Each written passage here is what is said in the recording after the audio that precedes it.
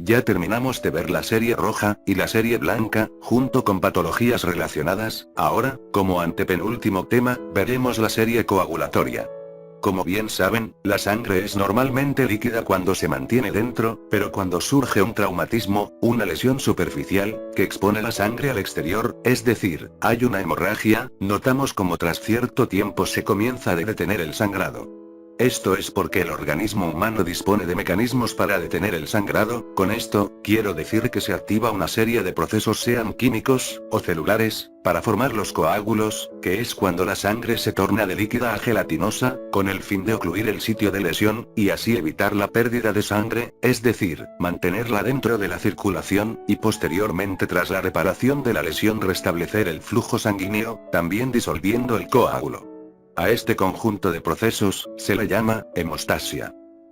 Los protagonistas principales de la hemostasia, son los trombocitos, mejor conocidos como plaquetas, que sabemos que provienen hematopoyéticamente de un megacardioblasto, que madura posteriormente a un megacariocito, el cual se fragmenta formando las plaquetas.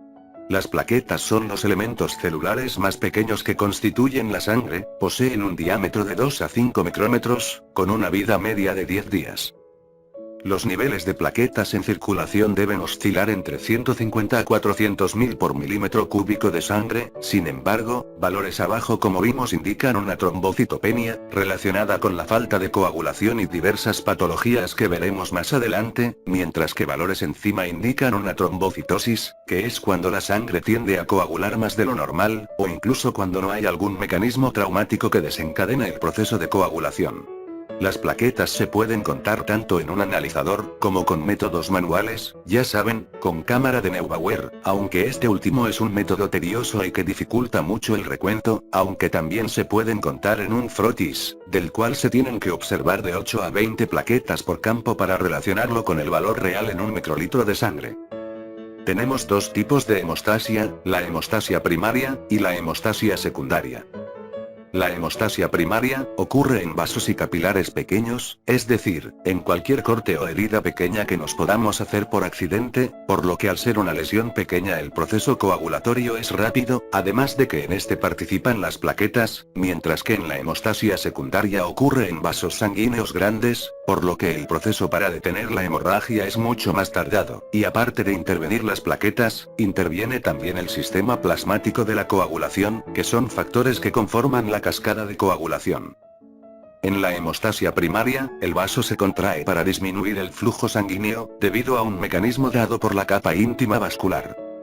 Lo que atrae a las plaquetas para que formen una red plaquetaria, así solidificando la sangre, para formar un tapón que sellará la lesión. Mientras que en la hemostasia secundaria, luego de que los vasos se dilaten y las plaquetas comiencen a hacer la red plaquetaria, el sistema de coagulación plasmático, conformado por enzimas y cofactores, se activan para formar la fibrina, que es el producto final de la cascada de coagulación. La fibrina actúa como un adhesivo plaquetario. Para comprender mejor, tenemos que ver generalidades de los componentes del sistema hemostático. El primero de ellos es el sistema vascular, constituido por venas, arterias, vénulas, arteriolas, y capilares, que son los diferentes vasos sanguíneos. Ya hemos visto las capas de un vaso, son íntima, media y adventicia. Esta es una representación de una vénula o una arteriola, es decir, un vaso medio, y en la capa más interna, se encuentran células endoteliales, que secretan componentes importantísimos para la coagulación, sobre todo el factor de von Willebrand, que cumple diversas funciones.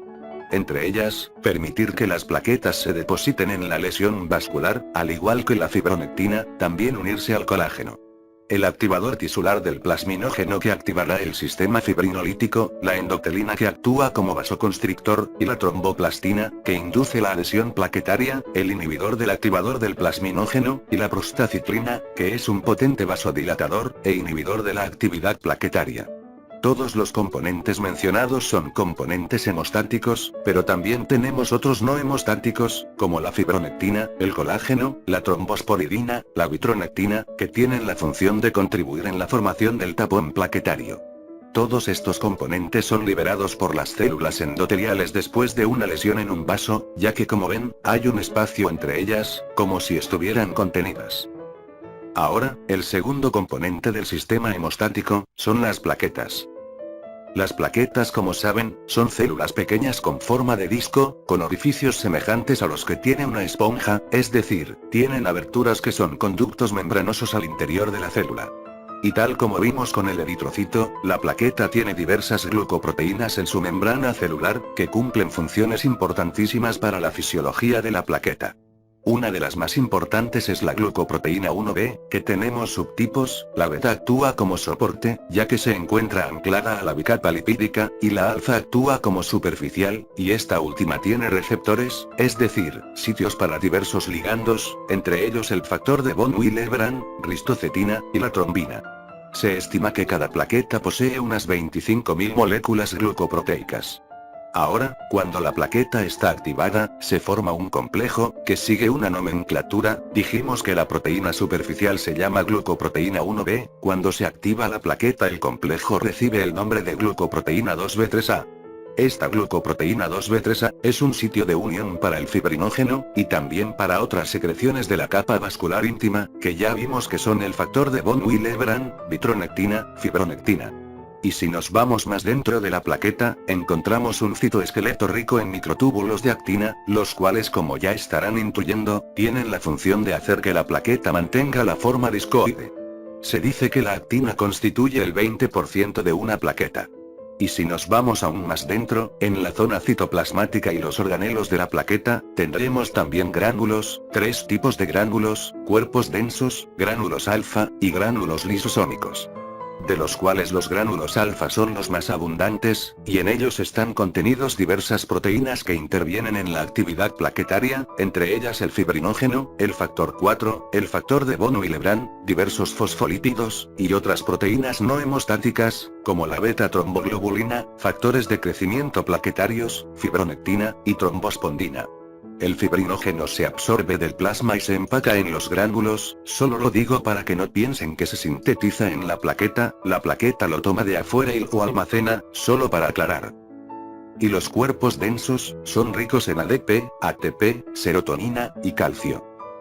Las plaquetas cumplen 4 funciones fundamentales. La primera es vigilancia pasiva, es decir, estar alertas en búsqueda de una lesión vascular. En segunda, formar el tapón hemostático primario, pero cuando los fosfolípidos proporcionan la superficie reactiva para la formación de la fibrina, que es el componente final de la coagulación, se forma el tapón hemostático secundario.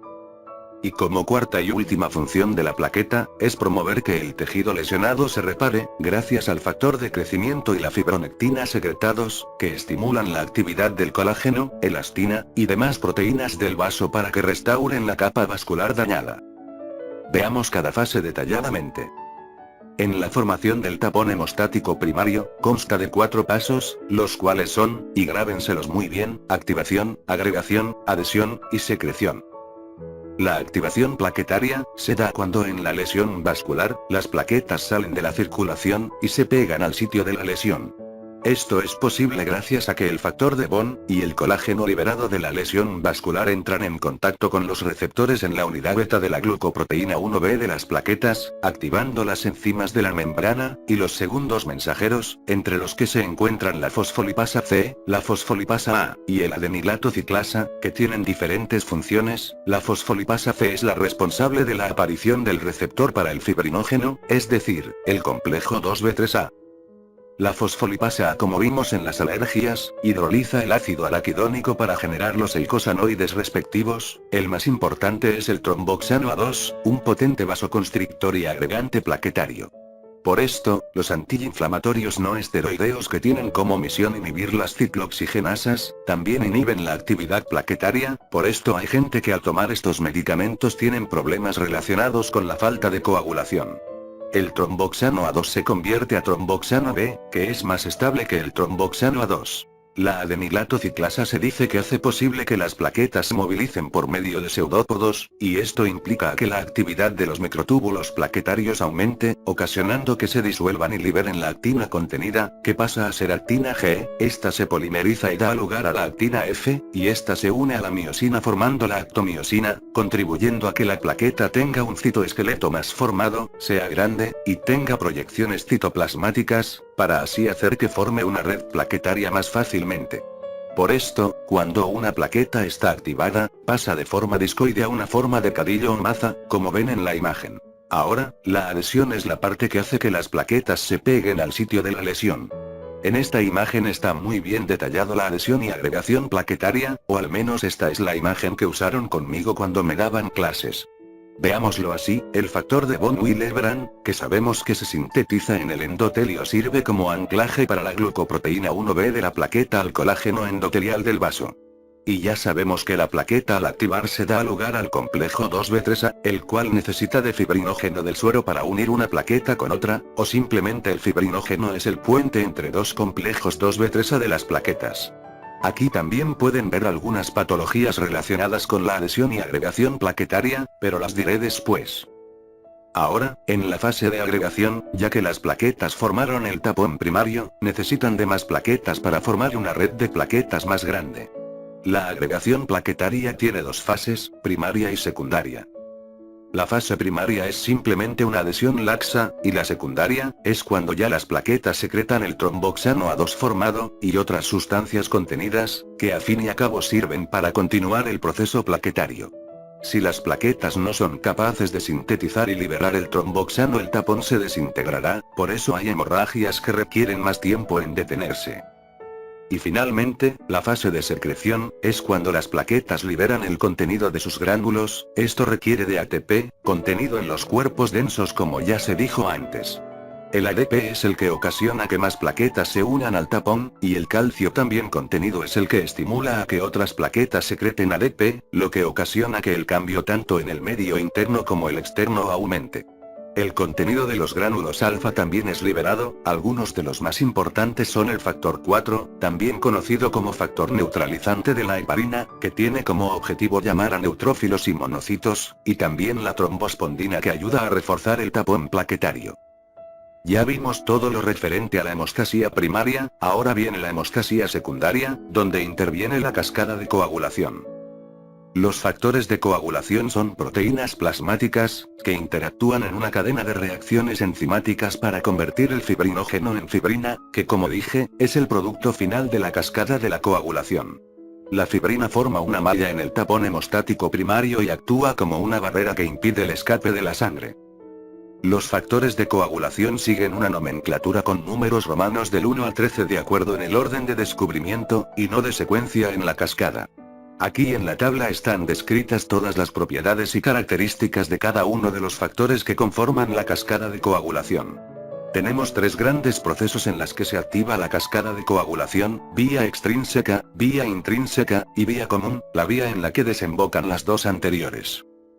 Pero para comprender mejor, tenemos que saber cuándo se activa una, o la otra. La vía intrínseca se activa por el contacto de las proteínas o factores coagulatorios con superficies cargadas negativamente, aniones pues, mientras que la vía extrínseca, o también llamada vía del factor tisular, se activa con este factor, que se encuentra en el endotelio. O simplemente veámoslo así, la vía extrínseca es la que necesita de componentes ajenos al plasma sanguíneo, que son los que están contenidos en el endotelio, es decir que además de dañarse el vaso, se dañan también tejidos vecinos, liberándose los fosfolípidos tisulares de los sitios vecinos al vaso dañado.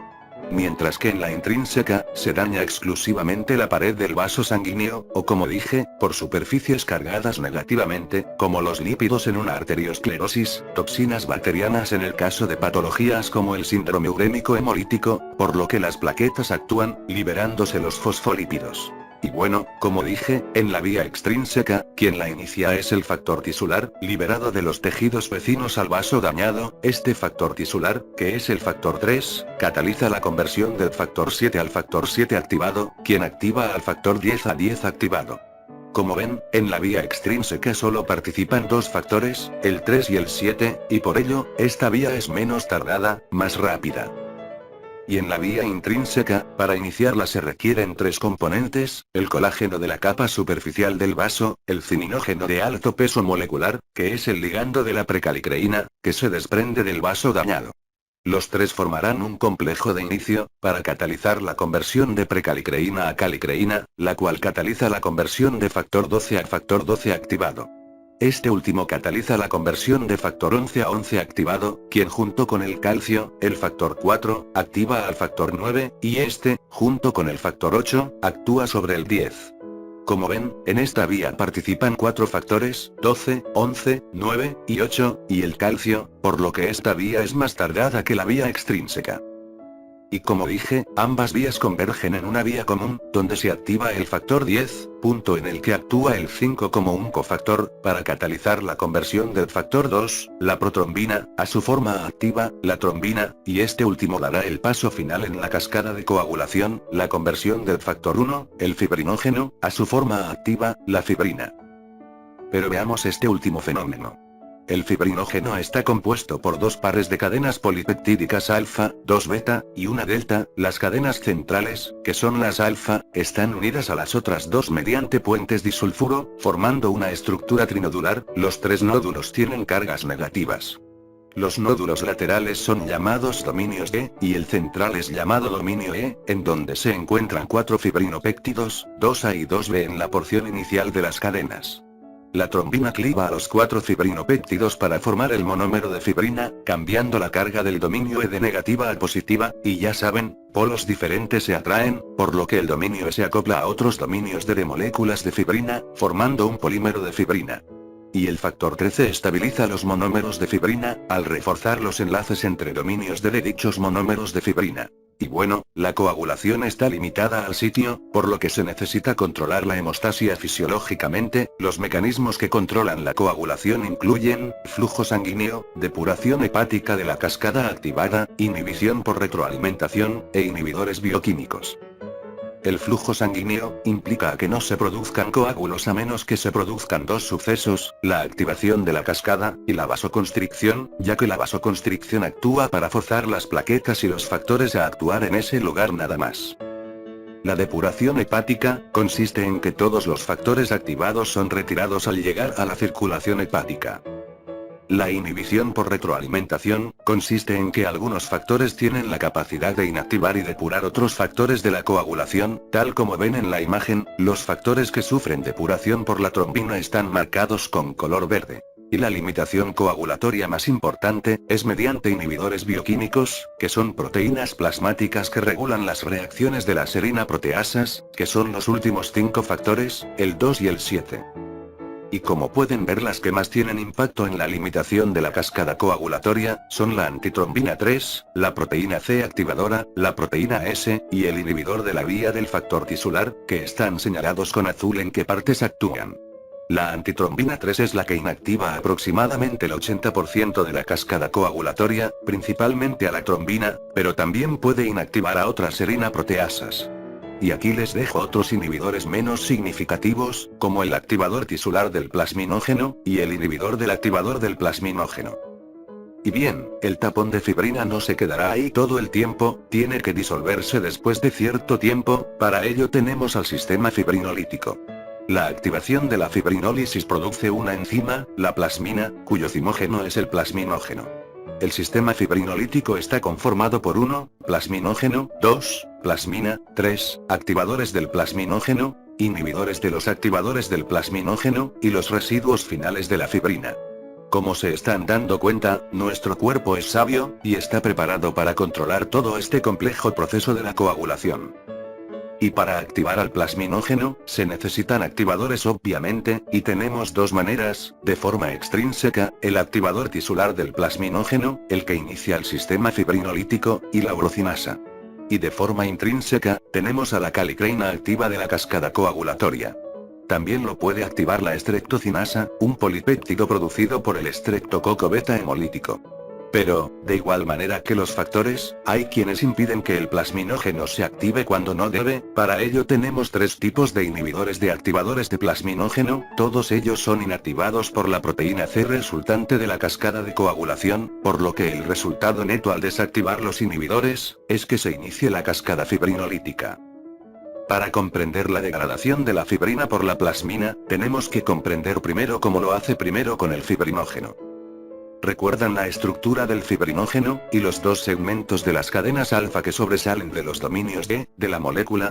La fibrinólisis se lleva a cabo en 3 pasos. El primero es que la plasmina activada por los activadores del plasminógeno, cliva a los dos segmentos sobresalientes, transformando el fibrinógeno a fragmento X. Segundo paso, la plasmina arranca uno de los dominios D, formando el fragmento Y. Y último paso, la plasmina arranca el otro dominio D, quedando la molécula de fibrinógeno partida en tres. Y ahora, vamos con la fibrina. La plasmina identifica en el polímero de fibrina a las regiones estabilizadas por el factor 13, así que, digamos que el factor 13 actúa como un guía, para indicarle a la plasmina dónde debe cortar. Los fragmentos de la fibrina polimerizada más pequeños, son llamados dímero D, debido a que como ven en la imagen, lo constituyen dos dominios D, de dos moléculas de fibrina partidas, y un dominio E de otra molécula de fibrina diferente. Por lo que, la prueba del dímero D, es un marcador específico, un medidor de la degradación de la fibrina por la plasmina. Los niveles de dímero D, deben de ser menores a 500 nanogramos por mililitro.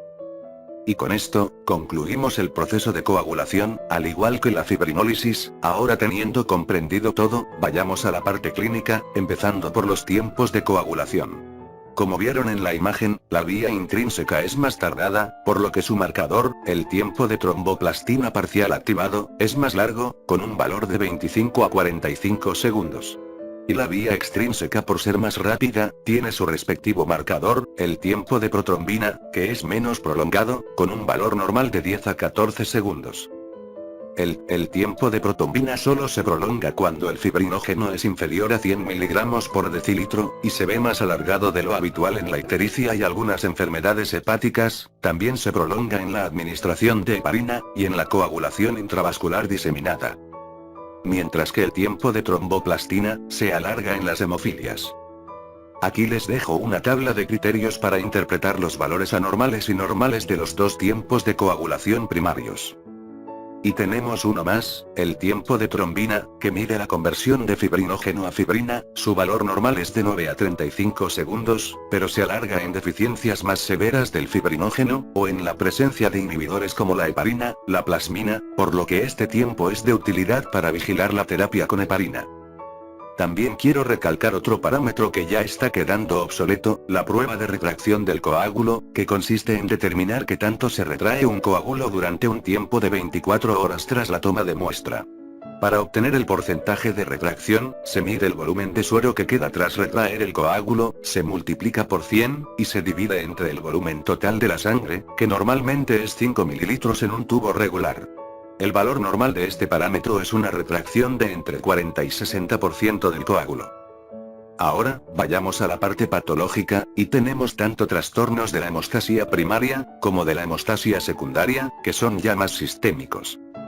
Las lesiones producidas durante la hemostasia secundaria tenemos tres tipos: petequias, que son puntos pequeños de 3 milímetros, resultantes del escape de la sangre a través del recubrimiento de los capilares endoteliales. Las equimosis son lesiones mayores a 3 milímetros, también causados por el escape de la sangre al interior de las capas dérmicas. Normalmente estas lesiones aparecen en las extremidades, pero cuando se extienden a más sitios, en conjunto reciben el nombre de púrpura.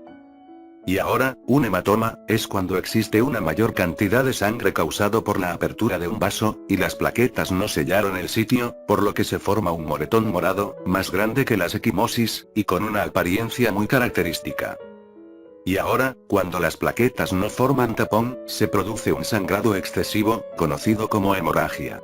Las hemorragias no se relacionan con el conteo de plaquetas, ni con los tiempos de coagulación, ya que ellos no se relacionan con trastornos de los capilares, sino, de los componentes de la hemostasia.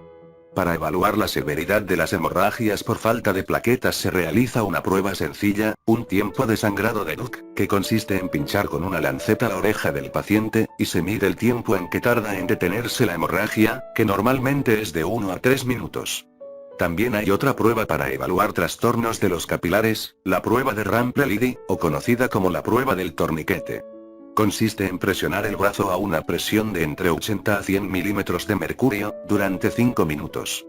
Pasado dicho tiempo se buscan las petequias en la piel ocasionadas por la presión. Si en un área de 10 centímetros cuadrados hay más de 30 petequias, da como positiva la prueba. Los trastornos del sistema vascular son varios, de los más importantes son el síndrome de Ehlers-Danlos, y la telangiectasia hereditaria. Si bien estos son hereditarios, hay otros que pueden ser adquiridos, como lo son los diferentes tipos de púrpuras, como la púrpura senil, y la púrpura alérgica. También tenemos trastornos de las plaquetas, pero tenemos que saber relacionar también. Si bien se dijo que una trombocitopenia es cuando la cifra de plaquetas es menor a 150.000 por milímetro cuadrado, los síntomas aparecen cuando son menos de 50.000, entre ellos la hipermenorrea, petequias, equimosis o incluso hemorragias espontáneas. El más conocido de los trastornos plaquetarios, y el más frecuente, es la púrpura trombocitopénica idiopática, en las que se divide en aguda y crónica. La forma aguda se da mucho en niños, relacionado a muchas infecciones virales exantémicas de la infancia, pero dura pocas semanas, en cambio la variante crónica se da en adultos, y dura muchos meses. Incluso por más de un año. En este último es necesario el frotis de médula ósea para confirmar la patología, mientras que la forma aguda no es necesario, se puede identificar fácilmente con un recuento plaquetario. También hay trastornos de la adhesión plaquetaria, son los que prometí hablar cuando hablé de ese tema. El primero es la enfermedad de Bernard-Soulier, mejor conocido como el síndrome de plaquetas gigantes, cuyo defecto radica en una disminución de la glucoproteína 1b, así afectando al tiempo de vida de las plaquetas, aparte que, debido a que la glucoproteína 1b es la que inicia las vías de señalización de la plaqueta como ya se dijo, pueden verse afectado también la vía de la actomiosina, dando lugar a plaquetas más grandes de lo normal, conocidas como macroplaquetas, que se pueden identificar fácilmente en un extendido. Sin embargo, un dato clínico muy característico de esta enfermedad es la prueba de agregación plaquetaria con ristocetina, que consiste en medir la actividad plaquetaria con el uso de un aglutinante, en este caso la ristocetina. La actividad plaquetaria se mide mediante una curva, y como ven, en esta enfermedad no hay actividad plaquetaria con el uso de ristocetina como aglutinante. Ahora, la enfermedad de Von Willebrand es considerada la segunda patología plaquetaria más conocida detrás de la púrpura trombocitopénica, caracterizada por una disminución del factor por el endotelio vascular. Existen tres formas de la enfermedad, siendo el tipo 3 el más grave, ya que es total ausencia del factor de Von Willebrand, ya que es una enfermedad de carácter autosómico dominante. La única manera de diferenciarla de la enfermedad de Bernard-Soulier, es que como se dijo, ella se caracteriza por las plaquetas gigantes, la enfermedad de Von Willebrand presenta plaquetas normales. Y tenemos la trombastenia de Glassman, es causada por deficiencia del complejo 2B3A, necesario para dar lugar a la adhesión plaquetaria de manera normal. Debido a esto, el fibrinógeno plaquetario suele estar disminuido debido al pseudoconsumo por parte del receptor anómalo, también se caracteriza por una prueba de retracción del coágulo anormal, y una aglutinación con ADP y colágeno ausente. Y por último, veamos las enfermedades causadas por deficiencia de factores de coagulación. Existen muchas de ellas, pero las más conocidas son las hemofilias. Estas se dividen en hemofilia A, causada por deficiencia del factor 8, y la hemofilia B, causada por deficiencia del factor 9, ya que ambos factores son conocidos como antihemofílicos. Ambas son mucho más frecuentes en el sexo femenino ya que es una enfermedad de carácter ligado al cromosoma X. Ambas hemofilias se caracterizan por sangrados espontáneos, muy comunes en las cavidades articulares, tanto que puede llevar a deformidad de la cavidad articular, fenómenos conocidos como artropatía hemofílica. Y tenemos la enfermedad ligada a déficit de vitamina K, ya que esta vitamina liposoluble es necesaria para la síntesis y la catálisis realizada por los factores 2, 6, 9 y 10. Esta enfermedad también es conocida como la enfermedad hemorrágica del recién nacido, eso es debido a que, en un recién nacido, el hígado no es maduro, de modo que, se depende directamente de dicha vitamina para una buena coagulación en los neonatos. Se caracteriza por los tiempos de coagulación alargados, y se distingue de la coagulación intravascular diseminada, debido a que, en primera, como ya dije, la coagulación intravascular diseminada está muy ligada a manifestaciones relacionadas con una anemia. Con esto, terminamos la serie coagulatoria. En el siguiente vídeo pasaremos a otro tema, el sistema de grupos sanguíneos.